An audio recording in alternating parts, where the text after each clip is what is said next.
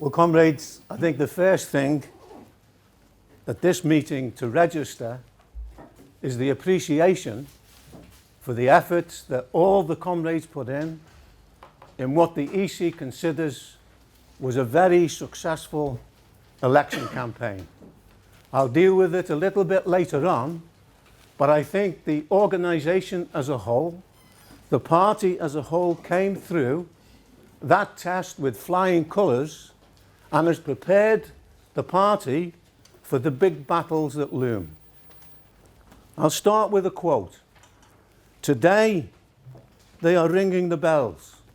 Tomorrow, they will be wringing their hands. It's a quote that we've used a few times in the past after the kind of experiences that we've seen in the last couple of weeks where the working class and the workers' movement have faced a setback. But I think it's important to make that point at the beginning of this discussion here today to indicate really the way that we think the situation will develop in the next period. And it's important in this session to take up some of the explanations and arguments that have been used in relation to the election because of the false conclusions which have been drawn. Even on election morning or election night and the morning that followed, the bourgeois and the Blairites were rushing to judgment and saying, in the case of the Blairites, this was an indication of a swing towards the right. And as far as the Blairites were concerned, immediately they were making criticisms that it was too left and it was too socialist. And that therefore, Labour has to return to its roots. By that they meant, even in the case of Andy Burnham, you go back to 1997, which of course was the beginning, the high water mark in a way, at the beginning of the Blairites. And let us recall, in relation to this statement, and make a few points a little bit in a moment, but these are the people who lost 4 million votes, Labour votes, and it's in the press this morning, 3 million working class votes since the Blairites were in charge or had the stewardship of the Labour movement itself. And they also accompanied this broad criticism with the idea that they did not, and the Labour movement did not appear to the aspirational working class. That giant of the Labour movement, Tristan Hunt, then came forward and say, Labour and the Labour movement did not take account of a John Lewis family. It's an echo, really, of the arguments of Cameron and of Osborne about appealing to the strivers. There's an element here of the deserving and the undeserving working class, or the poor, if you like. And it's so much nonsense, of course, as if aspiration was not something that is inherent to the working class and working class families, in the sense of the desire to advance economically and in all spheres, together as a class, and not, if you like, at the expense of others. That is a given, in a certain sense, for the Labour movement and for us. In fact, if capitalism could meet the aspirations of the broad mass of the population, then socialism, as a good idea, maybe will be relegated to the future. And by the way, it's an echo, really, of a phrase that Engels coined in the 19th century. And this is what the Tories are trying to give the impression of, that you not only have a bourgeois, but you have an outline of bourgeois working class. That's why they're using the kind of analogies and language that they're using. Capitalism, up to a point, did achieve this in the long economic upswing that followed 1945, particularly 1950 to 1975, when capitalism and reformism was strengthened within the Labour movement. But also let us register, even at that time, it did not destroy the idea of collectivism and of socialism in the Labour movement. The attempt to eliminate Clause 4, as we pointed out many times, was defeated, especially by the trade unions, in the 1950s itself. That situation of an upswing of capitalism, as we know, it's a given for us, has disappeared, and with it, by the way, the ability of not just capitalism, but of social democracy to deliver the goods. If you looked at an article in the Observer yesterday in which he's scathing about Labour's performance in the election, but then hearkens towards social democracy. This is at a time when not only do you have the results of this election, the baleful performance of Miliband and the stewards of the Labour Party, so-called, but also the collapse of social democracy in Greece, Spain. It's not just an incidental phenomenon, it's a manifestation of the incapacity to have a stable social democracy in this period itself. And how can you meet the aspirations of the broad mass of the population, of the working class and the middle class, if you have a situation that was described by the economists that's been very careful in the language that they use, but last week described the world situation as a slump which has crushed wages and has crushed living standards. Of course, this is generally accepted by our organisation, but it's necessary to make these points in order that we see what's happened in the proper framework, if you like. Millions who may have shopped or considered shopping at John Lewis no longer can, because they're compelled to frequent pound shops, Lidl, Aldi, or charity shops, or they don't shop at all because they're busy lining up outside food banks itself. A figure appeared yesterday where something like 60,000 people have been evicted from rented accommodation, the highest figure in 14 years. It's an answer, in a way, to all the propaganda that the bourgeois have trumpeted in the course of this election. An examination of the election completely undermines the impression of a swing towards the right. We've given the most relevant figures in the paper this week, but there was a letter in the Financial Times, and it shows that it's registered even with some of the writers in the Financial Times. And this correspondent said the overall vote of the Conservatives, Lib Dems, and the UK Independent Party has dropped from 62.2% to 57.4%, while Labour, SNP and Green have increased their total share from 31.7% to 38.9%. There has been a reasonable shift left of voters' intentions, yet a dramatic shift towards the right in the government. And that, I think, sums up the situation that we face in Britain at the present time. Even the Tory pollster Ashcroft, in the analysis that he did of the elections, reveals graphically the processes that take place, particularly in relation to the votes of UKIP, which if you look at the votes of UKIP, it was as much an anti-austerity vote of support for the NHS, of all the things that Labour voters have indicated are priority, which of course was skewed because of the issue of immigration and itself. There is no Tory surge or of sections of the working class who are ready to fall into the loving embrace of Cameron, Osborne and adopt and be seduced by Tory policies. They've had a minuscule increase in electoral support, which does not register a significant shift towards the left.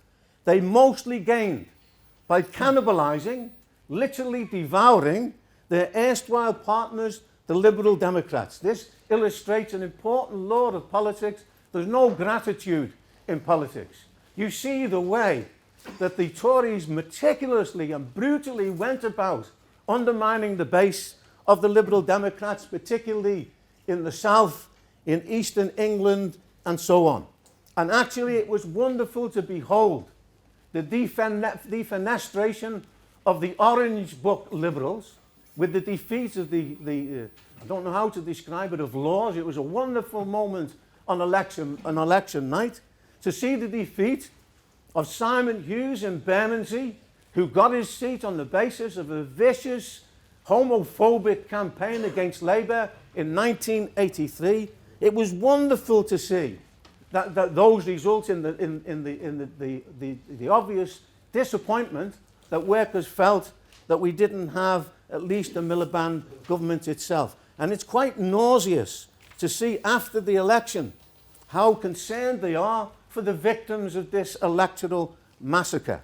Where, for instance, the Sunday Times had an article in which he said it's really a pity that ousted ministers like Danny Alexander, David Laws have been defeated, and we advocate they land a big international job, a public sector post, or a city job. And one said, in the course of this analysis, there's a lot of interest in and sympathy towards Danny Alexander, not on our part, and not on the part of the working class. He doesn't want to go into the Lords. Whether in public or private sector, there would be a place where he could do well and make a difference. There's absolutely no difference from a class point of view that was illustrated between the Liberals and the Tories in this election.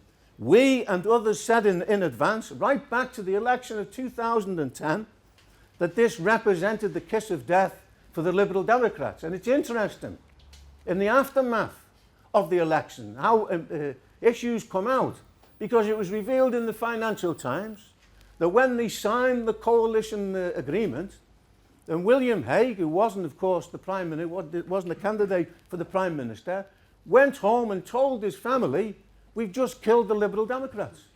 They were quite conscious of what was involved in the coalition itself. They are toast with very little jam and butter available for that party in the next period. And actually, you have 1/4 of the Liberal Democrats parliamentary party who are candidates in the next election. 8 MPs in the House of Commons itself.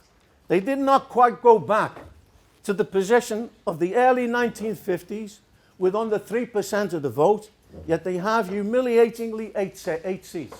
In the aftermath of the election, they claim that 5,000 people, that's overnight, 5,000 people had joined the Liberal Democrats. It's a ghost join, if you like. It's a sympathy join. It's more like those people who go onto social media and tick like. That's probably what their membership amounts to. By the way, Labour claims they've increased their membership by 40,000 in the course of a week. It's similarly people who just go onto social media in the first aftermath of the election who tick like as far as Labour is concerned. Now the government is in power, and this is the most serious part of this discussion, how we counter the arguments that are going to be used within the Labour movement, by the bourgeois, by the Tory party and so on. It's part of this discussion, but also to see what is coming down the line, because they're going to move very quickly. There's going to be an attempted blitzkrieg, if you like, shock and awe in relation to the proposals that they intend to introduce.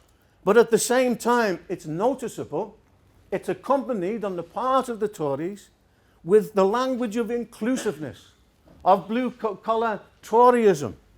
And even in the case of Osborne, and Cameron, we are appealing to working people. That's why we have to watch our terminology now.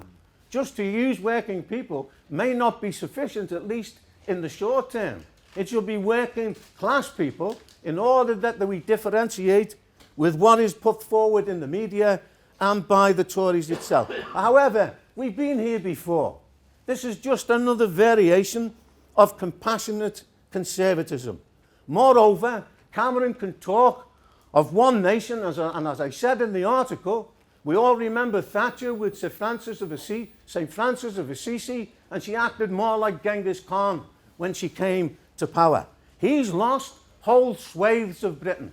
In Scotland, it's gone. Now we have, I think, one panda in each of the parties that are left in Scotland at the present time. One Liberal Democrat, one Labour, and one Tory is left in Scotland. Alongside of that, Labour is being driven back, or the Tories have been driven back into their southern heartlands. They might have a majority, but not everywhere, because London shows, which mostly voted Labour, One of the factors was the multiracial character of London itself. There were claims that Miliband's half-hearted attack on the wealthy, on the mansion tax, on non-doms, this is repeated in the Financial Times today when they do an analysis of Nuneaton. It's a very interesting analysis because it shows that unemployment officially is only 2.5% in Nuneaton, and actually that must have had an effect in the election, not so much a big change in conditions, but the illusion that things were likely to get better with others. But this claim that the attacks on the mansion tax, which we had doubts about because of the impression it would give in the South, it actually didn't play against Labour. Because in Hampstead and North Westminster, where there were wafer-thin majorities for Labour, they actually took the seats, which was an indication of the pattern that developed throughout London itself. But it's nevertheless scandalous, given the record of the condemned coalition government, that they managed to creep back to power. They gained from the Liberal Democrats, but they also massively gained from layers of workers inclined towards Labour, let's put it like that, who voted in favour of UKIP. In fact, in the North, in the Midlands, in the Eastern region and elsewhere, election night saw UKIP coming second in 120 seats. That, in some ways, is the most important feature of this election.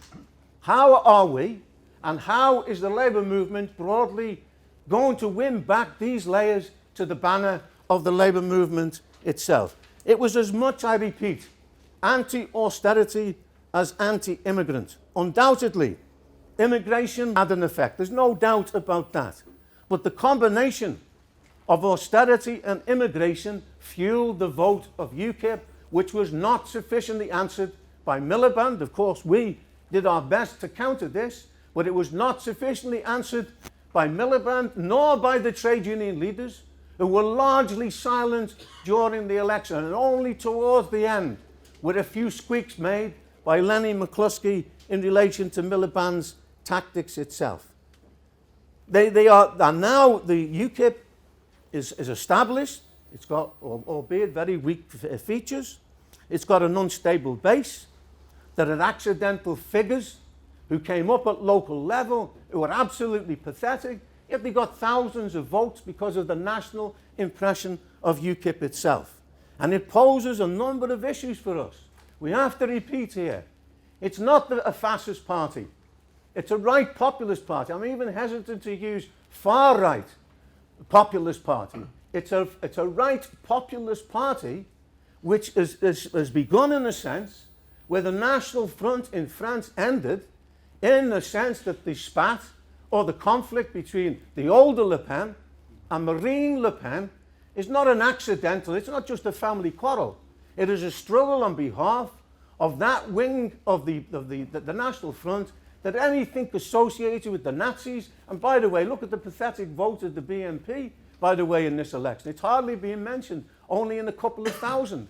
That will not find any basis in modern society, and therefore it was necessary for Le Pen to ditch her old man in favour of a party that's now a right-wing, it's far-right populist party in the case of the FN, so that it can broaden its appeal to broad swathes of the population, not just the middle class, but significant sections of the working class, many of whom in the north of France voted for the Socialist Party and voted for the Communist Party itself. Nevertheless, we see with the shenanigans in the last couple of days that inevitably this party is subject to splits. If you're going to take what is the division, it's roughly between a kind of patrician wing that wants to appeal to disaffected Tories and an upstart petty bourgeois, although Dave was correct when he mentioned in the broadcast about him being a banker and so on, between an upstart petty bourgeois that wants to use radical phraseology to win a basis, if you like, amongst the working class. That is one element of what is happening at this moment in time in UKIP itself. And it poses very serious questions for us. It's not posed concretely in every area, but in Thanet they've taken the council.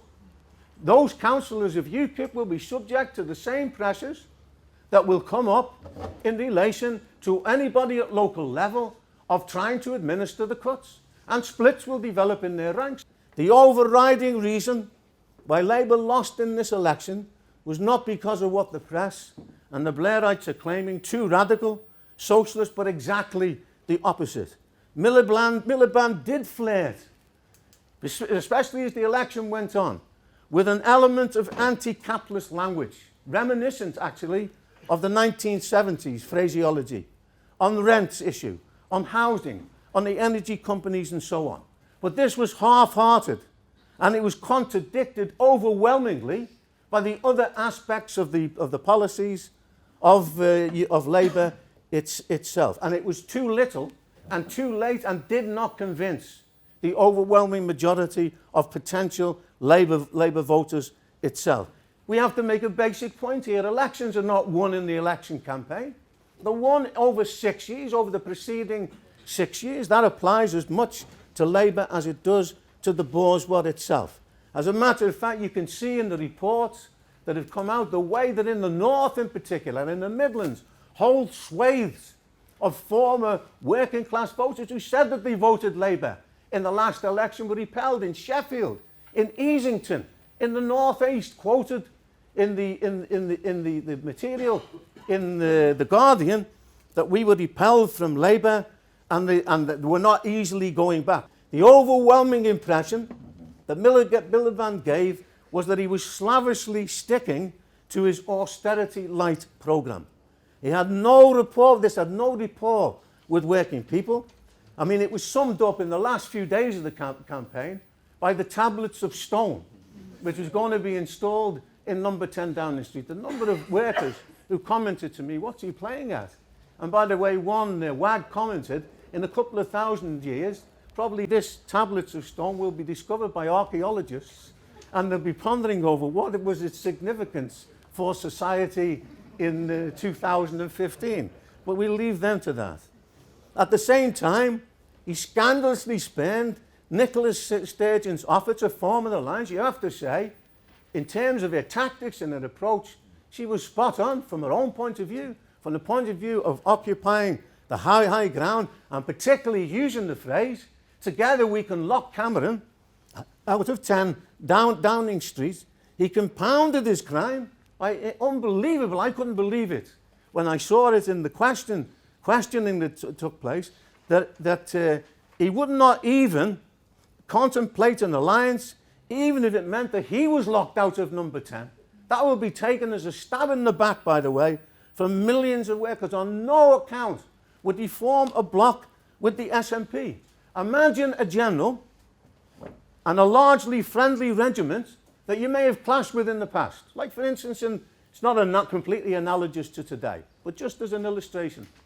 In the Russian Civil War, not only did the Red Army fight the Whites, they also fought the Green Armies of Makhno, the peasant army, and on occasions they had a bloc between the Reds and the Greens in order to fight the common enemy. Elementary military strategy, of course, would not understood by this. But this army then rides over the hill and offers you an agreement to defeat the common enemy, and it's spent. It's absolutely incredible. In most circumstances, the general would be shot on the spot by his own side. Miliband did the next best thing. He flew off to Ibiza. The Tories, with almost total support from the capitalist media, and you have to say, it was a factor in the election, the North Korean type propaganda of Cosby. They were absolutely ruthless, by the way, in relation to UKIP and in relation to Farage. They said, well, there's no point in killing, there's no point in defeating the Viet Minh. They drew an analogy from the Vietnam War. There's no point in defeating the Viet Minh. We must kill Ho Chi Minh. Not even the Americans achieved that, as we know in the Vietnam War. And they got Farage's scalp. If Farage would have succeeded and maybe picked up a couple of others, maybe UKIP wouldn't be in the kind of turmoil that it is at the present time. But that, of course, would come a little bit down the line. The polls, actually, there's an important point here, because of Miliband's stupidity in a way that didn't change the situation. the polls that were anticipating that there would be a deadlock and coalition negotiations would be taking place. And I don't know whether it was conscious or not, but actually those polls played a role in the tactics and the perception of people in relation to voting. Because if it would have been a more accurate poll indicating the Tories were ahead, that would have pushed to the fore the austerity, the attacks that were coming, the attacks on hospitals, on living standards, on wages and so on. Instead, it allowed the Tories and their allies in the press and so on to play up the bogeyman that Scotland and the SNP would hold Britain as a whole to ransom. And it did have a certain effect in the election. It had an effect on those waverers. It had an effect outside of London in the south. And it played a role in relation to the net result as far as that is concerned and so on. When they constantly hammered away at the coalition of chaos, and there was no counter to say what the last coalition of the Tories and Liberals had been, the misery for working people and so on, that was not taken up by Miliband or by Labour in the course of the election itself. However, it would have been relatively easy to counter this tactic of the Tories by, of course, pointing out, as we did, the character of the austerity programme and what was likely to take place. Moreover, Sergeant even made the point in the election, it's a different question now, that this is not a continuation of the referendum campaign. Independence was not on the agenda. What was on the agenda is opposing the government, of fighting the austerity programme and actually coming out with an anti-austerity alliance itself. At the very least, if Miliband would have accepted this approach, a working agreement, even according to his own circumstances. I don't accept independence. That's not our position. I don't accept independence. But yes, we are going to form an alliance, a working agreement, that would have resonated with the working class and with big sections of the middle class as well, especially if it was accompanied with a propaganda assault in relation to the conditions that were coming down the line itself. And there is a feeling now amongst workers that this was a battle that could have been won, that has been lost because of the generals at the head of this army. And that will account for the bitterness now, that delayed, but could be reflected within inside the labour movement in the next period itself. I have to say once more, we fought a splendid campaign against the background of a virtual media blackout. But it was a very effective, and particularly the broadcast was worth its weight in gold. It was worthwhile for all the comments that were made, but particularly by the young firefighter who made the point that, they save bankers and we save people. It was a marvellous quote that must have registered. If it registered with me, I think it registered with other people as well. I think it was a tremendous achievement, and Tusk now has arrived in a sense. It's now part of the landscape. It was referred to in the election. Don't even negatively, don't waste your vote on Tusk. There's an occasional reference now. Most of the analyses don't take account of Tusk, and it's something that we must be prepared to actually consistently develop in the next period. When you get layers of intellectuals moving in the left direction in Britain, internationally, it's a symptom of what's coming. And we have to pay attention to this, particularly as we've said before, the possibilities that exist in the student field, that they can move ahead of the working class and draw Marxist revolutionary conclusions and be drawn into the ranks of our organisation. We were the winners in most of the hustings that took place. But these involved small audiences, apart from the broadcast, which reached a much wider audience itself. And many workers who didn't vote for us said openly, we're not voting for you. We might give you our vote in local elections where they were taking place, but not this time. Some of the letters that the candidates got were really moving about the conditions that they were in and the way they looked on our comrades as champions.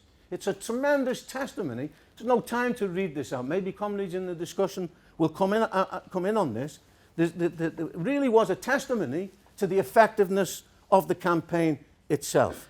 And this was a commendable campaign, 120,000 votes. If you take together, of course, the local election results is a tremendous achievement at this stage. We anticipated after the election there would be a barrage against us. Actually, it hasn't come as yet. But what was striking is the comment that Mick Cash made at the ASLEF conference when he said, getting ordinary working people into the House of Commons is crucial. I can't see in my time as General Secretary, this is what's crucial, that we will go back into the Labour Party because we have a huge problem with the party that was born out of our movement endorsing policies that work against this movement. We must hold our nerve and we must counter the arguments that will be used, which are really only a regurgitation against this kind of initiative that we used against Keir Hardie, that we used against Syriza.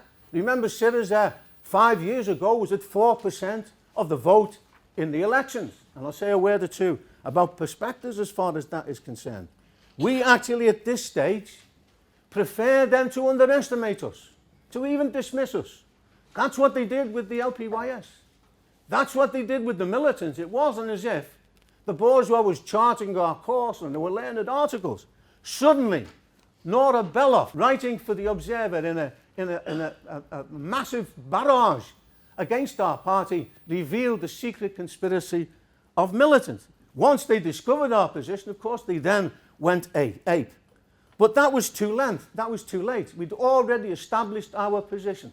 And in relation to Tusk, ultimately, the fate of Tusk and the fate of our organisation is tied to the working class, to the advanced layers, which in turn is shaped by economic and social forces. And the economic background to events, this is crucial for us to constantly bring to the fore, is not of any amelioration, short of a short-term blip for certain layers of the population. It's not an amelioration of the conditions of the working class. This is an organic crisis of capitalism. There is no real recovery. If we thought otherwise, we would say so. 1 million jobs, real jobs, have been lost since the 2010 election. 61 million jobs have been lost worldwide in the course of this recession slump since 2008 itself. But the real problem is summed up with the massive accumulation of debts. I haven't got time to mention this, worldwide, which has not been solved, has actually grown bigger in the course of this so-called recovery. And also worldwide, a doubling of the cash reserves from 263 trillion to more than double the 117 trillion in the year 2000. That's the dilemma facing capitalism, a crisis of investment, short-termism, no possibility of a way out as far as capitalism is concerned. That's why this idea of the small business people or small businesses being a lifeline for capitalism is so much hooey. There are 5 million now self-employed workers in Britain. And this allegedly explains the election and the rout of Labour in the election itself. As a matter of fact, small businesses never have been, nor are they a lifeline for world capitalism itself. It was true in the post-war period. They did play, in the boom, they did play a supplementary role. In places like Italy, France, and Greece, they were an important component part of society. But self-employed, those self-employed are now more akin to the impoverished peasants of China and of Russia of old, of a hand-to-mouth existence, of not knowing where they'll get the next loan from because of the clampdown on credit in the banks and so on. So it's laughable for the Tories to see this as the road to a renaissance of British capitalism itself. And by the way, we've done it, there's no point in belabouring it again, but Miliband was so incompetent, he wasn't even capable of defending his own record or the record of the government when they were in power on the debt. They allowed the Tories to picture themselves as profligate. This note by Liam Byrne that did play a role as far as propaganda is concerned was stupid, but that wasn't the reason why the Tories were able to make capital. It was quite easy, as we did, and I've noticed it's been taken up since, of pointing to the debts that existed prior to Labour coming to power, which were much higher, and the debts which Labour had when they were in power, and then that was compounded by the crisis of 2008 and so on. But the trade union leadership, and this is an important aspect of this discussion, and we must be quite blunt. Of course, we have to pose it in a positive way, but we must be quite blunt. The rise of UKIP is as much the responsibility of the trade union leadership. Even, by the way, Francis O'Grady had to register at the FBU conference. There will be the question of a new party will undoubtedly be raised. And Len McCluskey on Newsnight raised it this week, in which he said at the Rules Revision Conference, the question of a new party will be posed. And I will be opposing that, scandalously. And we have to take that account in the course of this discussion itself. If the trade unions would have taken a step outside of Labour, and even a small force, along the lines of what we've seen in other countries would have developed, that would have been able to cut across the development of UKIP itself. Where no formation like this has existed, the far right has had a field day. That is the case in France.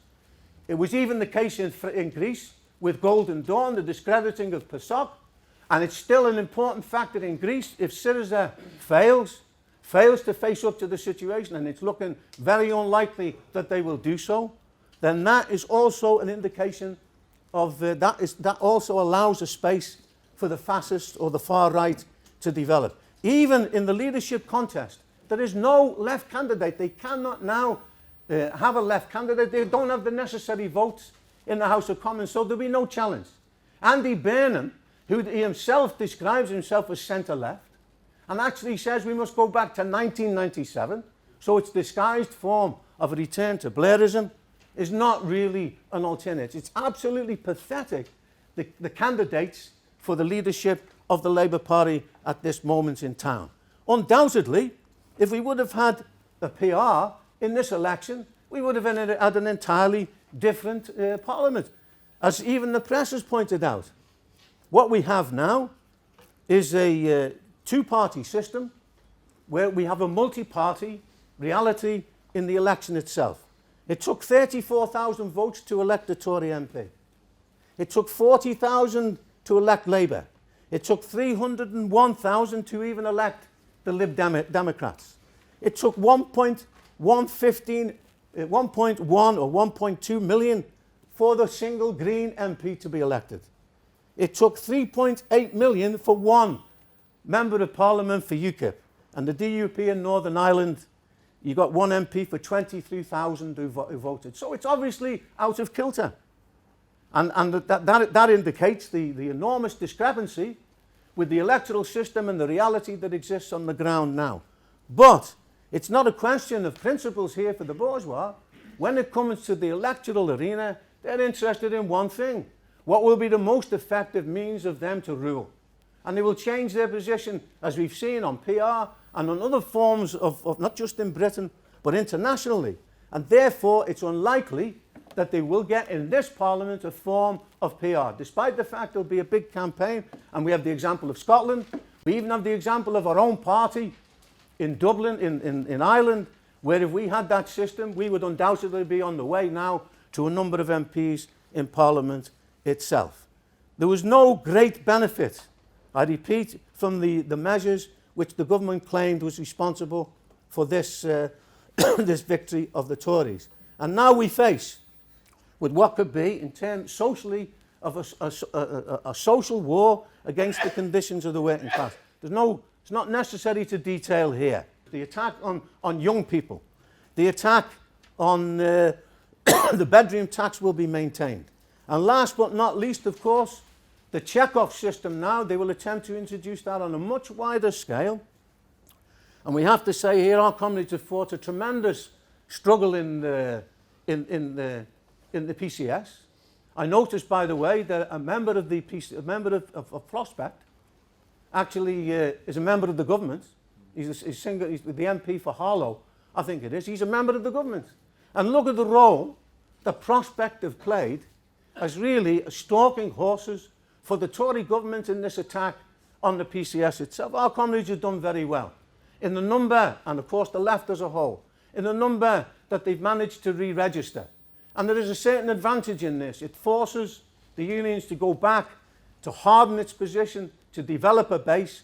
But that now will be a battle that will be fought in the other unions as well, probably.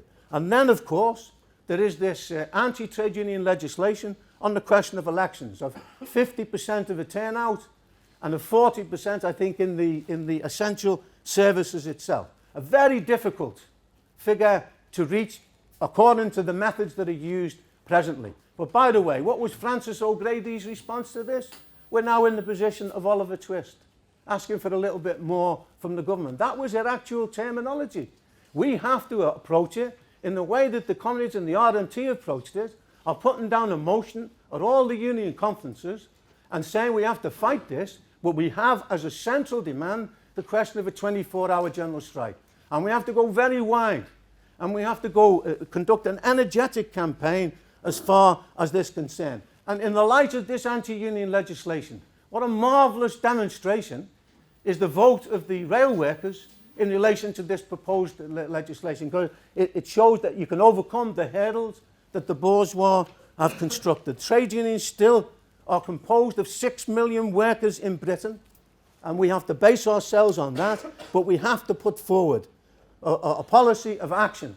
The discussion of perspectives is not a strategy of contemplation. It's a program for action as far as this is concerned. Their idea is to try and neuter the trade unions through this. They will fail, just as they failed in trying to split the trade unions after the miners' strike with the UDM, before the miners' strike and after the miners' strike. Where are they now? Where are the Tory trade unionists, which was once a significant force, by the way, inside the Tory party? Where are they? They have no basis upon which to lean on in relation to this development itself. The scale of the attacks will make it difficult for the union leaders to pursue a different policy, accept some kind of resistance. But at the same time, we do have to discuss industrial action, because there is a certain crisis of trade unionism now. Not just a crisis of social democracy, there's a crisis of trade unionism. Yes, the membership has been maintained, but there's an enormous weakness in membership in the private sector, and there's going to be wholesale continuation of privatisation. There is then the refusal of the trade union leaders to take up the cudgels on behalf of the class. The Tory government will be beset by huge problems. It will be the most quarrelsome parliament since the Callaghan government in the 1970s. That's the reality. And it'll come up on the EU referendum. And we've got a little bit of an indication of that in the course of the discussion, in the course of the material we've done in the paper itself. In relation to the EU referendum, we have to intervene on that. It won't be a simple rerun of the referendum of 1975. When the no vote on the no side, we could put forward a class position. The no side will probably be occupied by all kinds of even more loonies than them. We have to conduct an independent class campaign for no. We have to intervene. We have to raise our banner in that. If Cameron thinks he will manage to overcome the huge obstacles, he's got a mountain to climb on the question of immigration quotas, on the possible bombing of, something like that has taken place in the last couple of days in relation to Libya, the bombing of the ships and so on. He's prepared to introduce an anti-extremist bill aimed at the Islamicists, but it's ultimately aimed at us. The way that they intervened in the EDL demonstration on Saturday with their cameras and giving warnings, a verbal warning, if you don't adhere to it, you're immediately arrested and you end up in Clink itself. The choice before us is not whether to struggle or not. That will take place, whether we were there or not. And that is indicated by the marvellous improvisation of the Bristol 6 formers who went onto Facebook, and a demonstration of 5,000 took place. I know about it even before the comrades informed us, because my granddaughter also texted us and said she went on the demonstration, it was electric, and so on. That's a sign, within days of the election, of what is likely to develop. That indicates we could have in Britain a wider and deeper Occupy movement that we saw in the US, which is much bigger than what took place in Britain. That could develop, particularly if the road to struggle is barred within the official labour movement itself. And that could happen for a period. We shouldn't automatically assume that the trade union leaders are going to take up the cudgels. Then there will be questions like federalism, which I haven't had time to deal with. There will be the issue of English votes for English laws, and Boris Johnson raised the question of a federal solution in the court, even on election night itself. At the moment, it will take more the form of regionalism, of regional mayors. It's a form of elected dictatorship, by the way. Even in areas where the mayor was turned down, now the Tories look as though they're going to impose that on England in the next period itself. And then there is the question of Scotland, because this was a decision for this is a generational decision, said Alex Salmond. Independence is on the agenda now, as Philip and Matt will explain in the course of the discussion. Not immediately, but certain concessions will be made to Scotland in relation to fiscal autonomy, or an element of fiscal autonomy, and that's done for one reason, as the Financial Times explained. We live in austerity. Now it's your turn to implement austerity. That will open up splits and divisions in the SNP. It would open up possibilities for us. Imagine, by the way, if the SSP would have remained intact, would have been there as a force, they would have got a block of seats and been in a very important position. Now that it's reduced to a tiny handful in the course of the elections itself. We're in it for an exciting period. It's not going to be easy. We've been tested in this election. We have to make sure that we improve all aspects of our organisation. We, in particular, turn towards the new generation, win them. But not just win them, educate them, steel them, develop a layer of cadres for the battle that is coming. If we face up in that way, I think that we will have met the test of this election, and more important, we would have met the test of the situation in Britain in which we can establish Tusk as a more viable force, and in the process we can also build a powerful force of Marxism in Britain in the period we're going into.